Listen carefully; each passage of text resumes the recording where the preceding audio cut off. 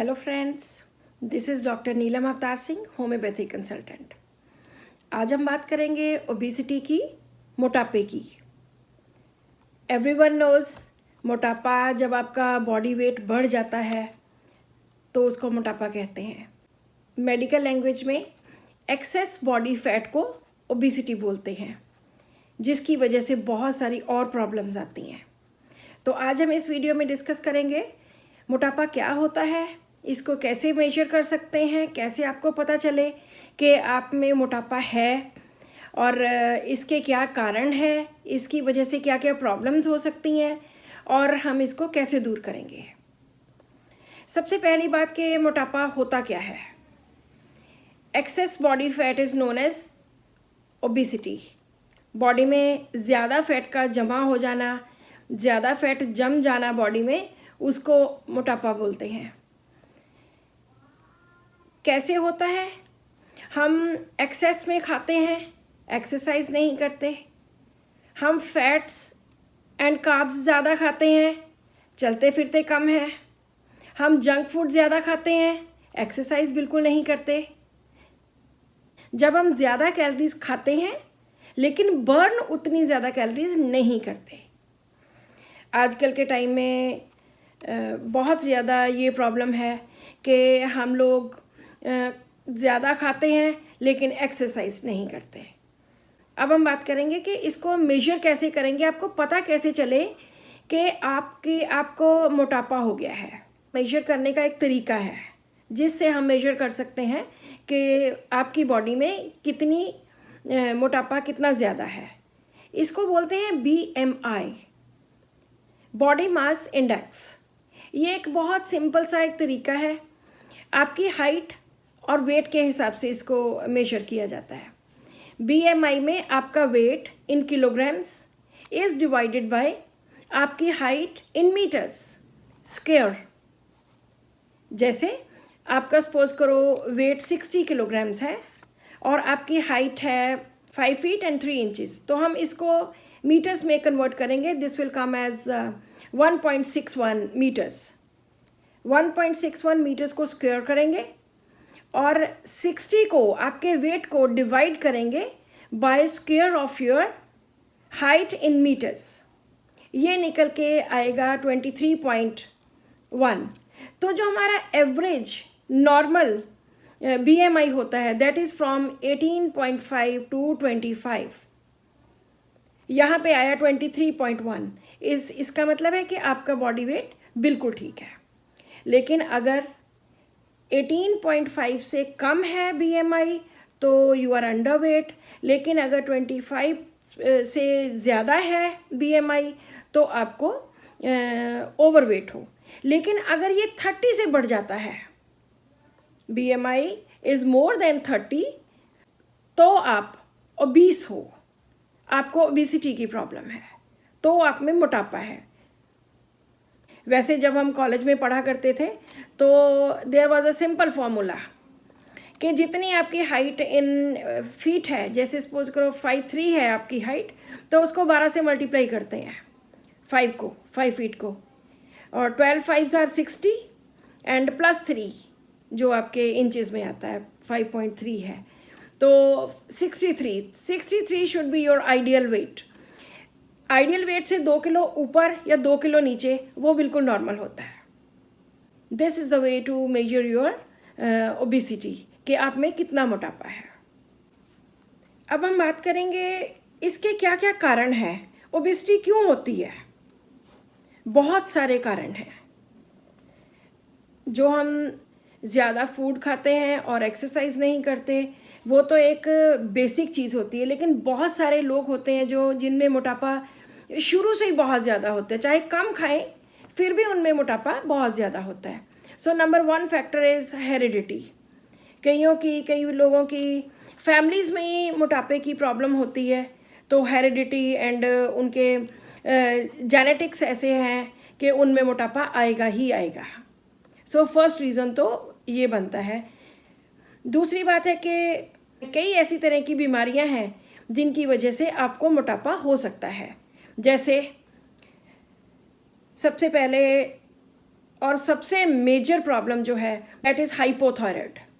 Hypothyroid में क्या होता है कि TSH जो स्टिमुलेटिंग हार्मोन होता है वो बढ़ जाता है और T3 एंड T4 वो दोनों कम हो जाते हैं। उस वजह से आपको मोटापा आना शुरू हो जाता है। TSH के बढ़ने से मोटापा बढ़ता है। This is one of the major reasons. उसके बाद सेकंड प्रॉब्लम आती है, आपको आर्थराइटिस है। आप खाते तो बिल्कुल जितना नॉर्मल हो खाते हो, लेकिन आप एक्सरसाइज नहीं कर पाते, आप सैर नहीं कर पाते, आप चल नहीं पाते, तो that also leads to obesity.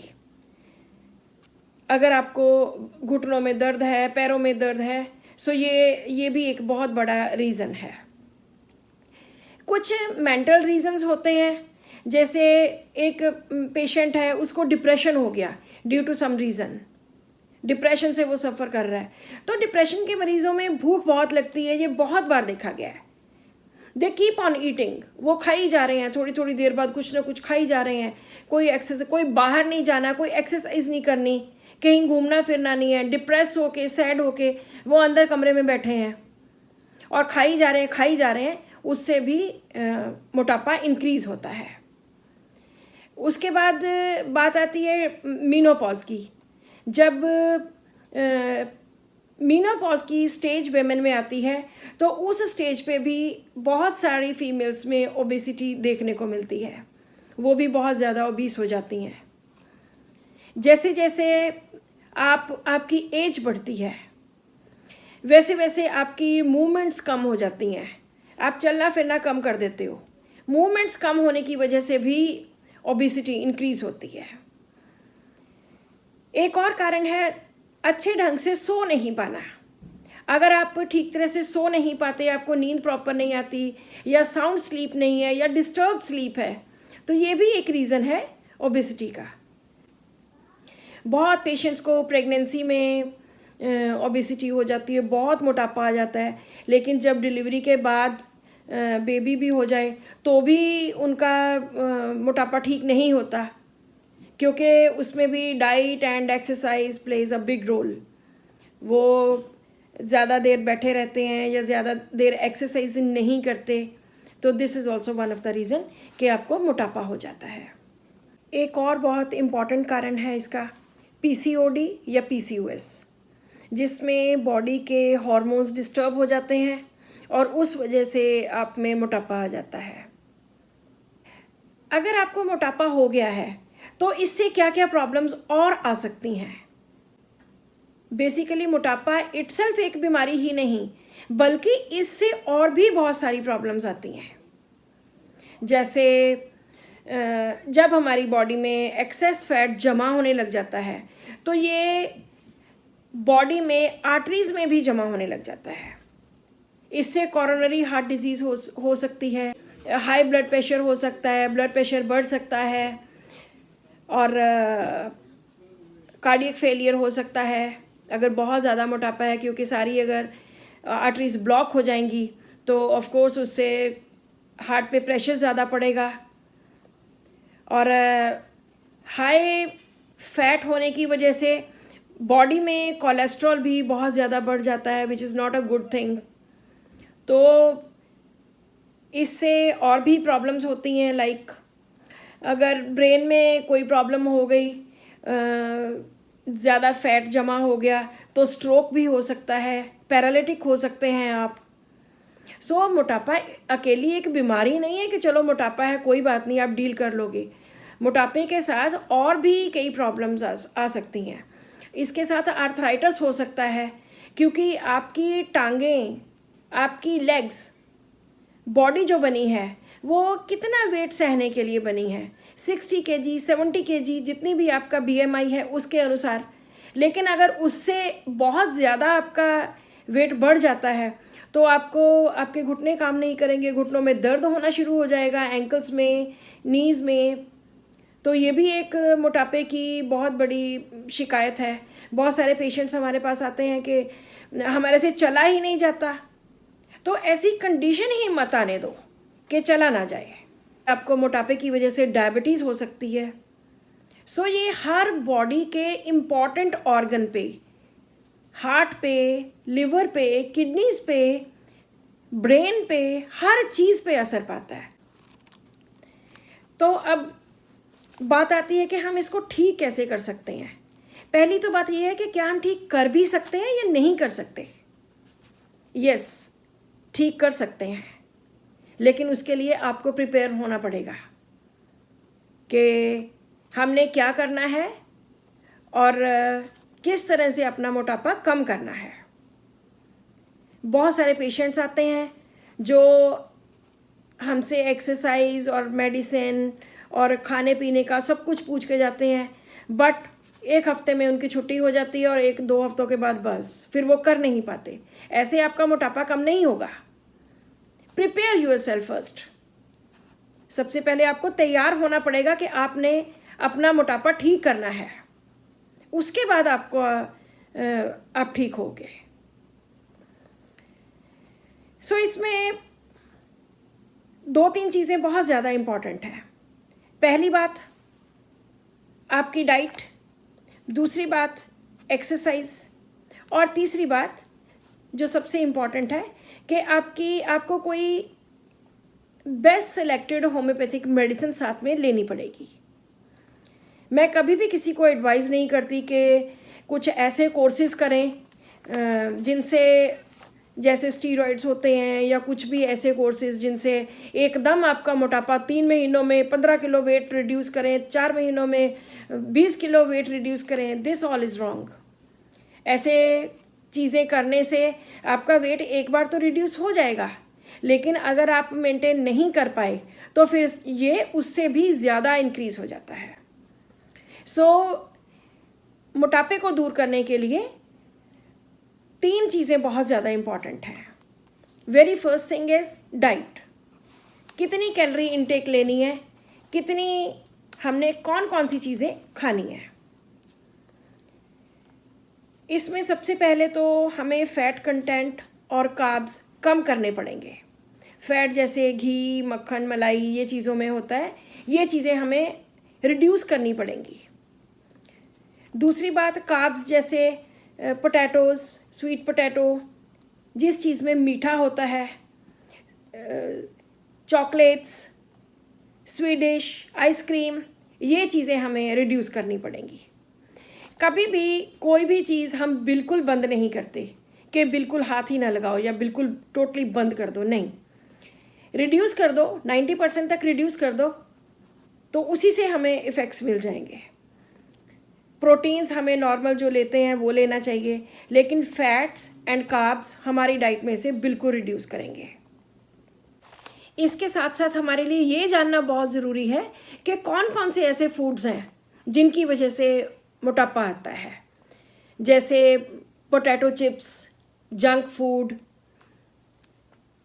Sugar, sweet things, Swedish ice creams, processed food, beverages like Coke, fruit juices, सब में बहुत ज़्यादा शुगर कंटेंट होता है,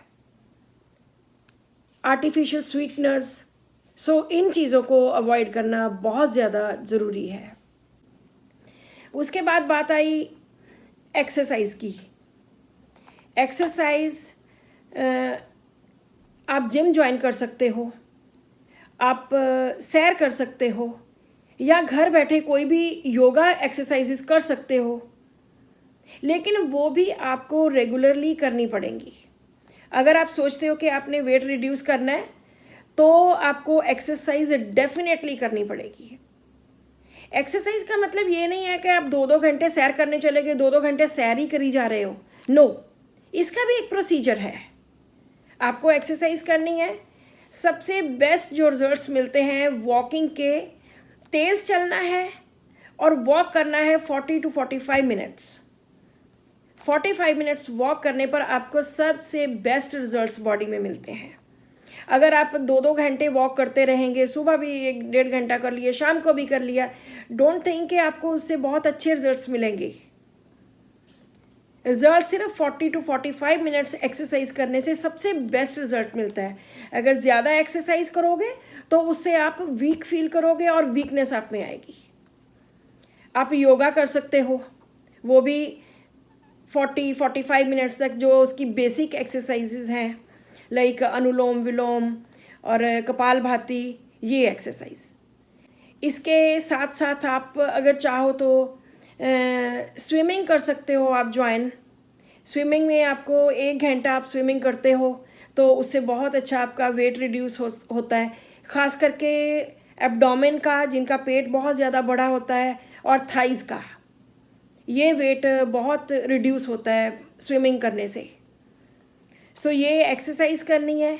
और खाना आपने, जो मैंने बोला है कि फैट्स एंड कार्ब्स कम करने हैं और बाकी सब कुछ नॉर्मल तरीके से लेना है। कई बार पेशेंट्स बोलते हैं कि हम तो पहले ही बहुत कम लेते हैं, तो मैं उनको हमेशा कहती हूँ कि आप इतना कम लेते हो तब भी आपका इतना वेट है। इसका मतलब है कि आप सिर्फ एनर्जी अंदर ले रहे हो, आपकी एनर्जी कंज्यूम नहीं हो रही। तो कंज्यूम करने के लिए हमें एक्सरसाइज करनी बहुत ज़्यादा ज़रूरी है। बाकी बात आती है दवाइयों की। होम्योपैथी में बहुत सारी ऐसी मेडिसिन्स हैं जिनसे मोटापा दूर किया जा सकता है। हम आपके लिए एक कॉन्स्टिट्यूशनल मेडिसिन ढूंढते हैं जो आपके फिज़िकल एज वेल एज आपके मेंटल मेकअप के अकॉर्डिंगली आपको सूट करती है। मैं कुछ दवाइयाँ यहाँ बताऊँगी। कभी भी होम्योपैथिक मेडिसिन आप अपने आप नहीं ले सकते, क्योंकि हर मेडिसिन एक अलग तरह की पर्सनैलिटी के लिए होती है। ये नहीं कि अगर आप एक पर्सन को वो मेडिसिन सूट की है तो आप भी वही मेडिसिन उठा के लेने लग जाओ कि आपको भी वही मेडिसिन सूट करेगी, क्योंकि होम्योपैथी एक ऐसी पैथी है जिसमें हम लॉ ऑफ इंडिविजुअलाइजेशन फॉलो करते हैं। उसका मतलब है कि हर पेशेंट को अलग दवाई उसके हिसाब से, उसके फिजिकल एंड मेंटल मेकअप के हिसाब से हम उसको दवाई देते हैं। अब जैसे मोटापे की हमारी रेपर्टरी में, हमारी बुक्स में 100 से ज़्यादा मेडिसिन हैं, लेकिन हमने आपके लिए एक मेडिसिन ऐसी सिलेक्ट करनी है जो आपको बिल्कुल सूट करेगी। मेडिसिन हैं जैसे कैलकेरिया कार्ब है। इसका पेशेंट कैसा होता है? कैलकेरिया कार्ब बहुत एंग्जाइटी लेने वाला पेशेंट होता है और कभी हॉस्पिटल नहीं जाना, एग्जामिनेशन से डर लगना, जो कोई बुरी बात सुन ली उसका बहुत ज़्यादा उस पर इफ़ेक्ट रहना, कोई एक्सीडेंट देख लिया उसका उस पर बहुत ज़्यादा इफ़ेक्ट रहना, ये उसकी बेसिक 3-4 चीज़ें होती हैं। ऐसे लोगों को हम कैलकेरिया कार्ब देते हैं। उसके बाद और मेडिसिन हैं antim crudum, ammonium carb, ammonium mur, capsicum, graphites. हर मेडिसिन की अलग अलग कॉन्स्टिट्यूशन है। जैसे ग्रेफाइट्स वाला पेशेंट बहुत लेज़ी होता है, बहुत मोटा होता है, हमेशा कॉन्स्टिपेटेड रहता है और इसको बहुत ज़्यादा स्किन प्रॉब्लम्स होती हैं, और ये पेशेंट बहुत चिल्ली होता है, इसको ठंड बहुत ज़्यादा लगती है। तो ऐसे हर पेशेंट की डिफरेंट उनके सिम्टम्स होते हैं, जिस हिसाब से हम दवाई देते हैं। हमारी रेपर्टरी में बहुत सारी ऐसी चीज़ें बताई गई हैं कि अगर आपको मोटापा ग्रीफ की वजह से, कोई घर में डेथ हो गई, आप बैठे रहते हो, ग्रीफ की वजह से हुआ है, तो उसकी अलग दवाइयाँ हैं। अगर आपको मोटापा मीनोपॉज की वजह से है तो उसकी अलग दवाइयाँ हैं। और अगर आपको मोटापा ओल्ड एज की वजह से है तो अलग मेडिसिन हैं। और अगर यंग हो आप तो आप में मोटापा है तो उसकी अलग मेडिसिन हैं। सो ये एक बहुत बड़ा टॉपिक है, लेकिन फिर भी हमारी जो कॉमन मेडिसिन हैं जैसे calcarea carb, phytolacca, antim crudum, graphites, ammonium mur, capsicum, ये बड़ी कॉमन मेडिसिन हैं जो आम डॉक्टर्स हमारे देते हैं। तो आपने 3 चीज़ों का ध्यान रखना है जो मैं बार बार इस वीडियो में बता रही हूँ। पहली बात, आपने कितना खाना खाना है। दूसरी बात, आपने कितनी एक्सरसाइज करनी है। तीसरी बात, आपने साथ में होम्योपैथिक मेडिसिन भी लेनी है। अगर आपका वेट आपकी हाइट के अकॉर्डिंगली आपको 60 किलोग्राम्स चाहिए और आपका 90 किलोग्राम्स है, 30 किलोग्राम्स कम करना है, तो ये मत सोचिए कि हमने 3 महीनों में 4 महीनों में कम करना है। पेशेंस रखिए, keep taking medicines, keep doing exercise. ऐसा करने से आपको कम से कम 6-8 महीने तक लग सकते हैं, इससे ज़्यादा टाइम भी लग सकता है। मोटापे के बारे में हमने बातें डिस्कस की कि ये क्या कारण है, कैसे हम इसको दूर कर सकते हैं। अगर फिर भी आपके मन में कोई क्वेश्चंस हों तो आप मुझे कमेंट बॉक्स में जाके आप कमेंट कर सकते हो या आप मुझे पर्सनल फ़ोन पे पूछ सकते हो। अगर इतना सब कुछ करने के बाद भी आपको आराम नहीं आता तो हम डाइट प्लान भी देते हैं, स्पेशली फॉर दैट पर्सन। जितना उनका वेट है उसके हिसाब से उस डाइट प्लान के अकॉर्डिंगली भी आपका वेट काफ़ी अच्छा रिड्यूस होता है। So this is all about obesity. Thank you so much for watching this video and keep watching my videos. Thank you.